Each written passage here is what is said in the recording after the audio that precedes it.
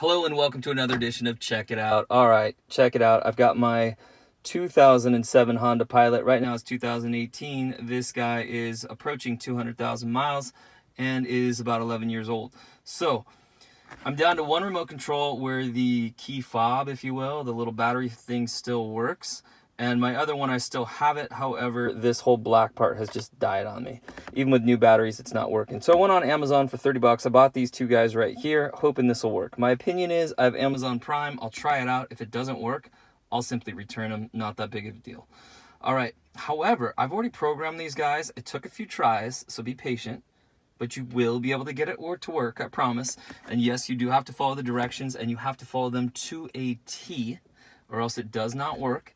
However, I was able to program them just following the fairly simple instructions. However, if you deviate from them even the slightest bit, it does not work at all. So anyway, this is a quick review and basically telling you, go on Amazon, check out the link in the description, 30 bucks, you can't go wrong. I'll even show you, hopefully you can hear it, but I've got all these guys working now. There it goes right there. So anyway, I've got all three of these guys working right now, and I'm pretty stoked on it. So it's really not too tricky, but it's definitely worth the time to do this. Now I can connect one of these to my old key that's dead, but you still need this part, by the way. Don't try to go get a key cut unless you're going to get the chip. These keys have chips in them, so it doesn't work to just go down to the hardware store and get one cut. So what you can do is just use your old key.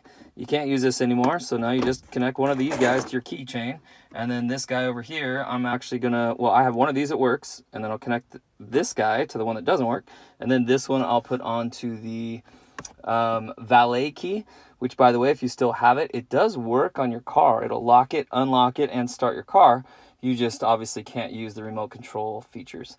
All right, friends, I hope this helps you out. Leave me any questions below. And again, please hit subscribe. I appreciate it. Bye now.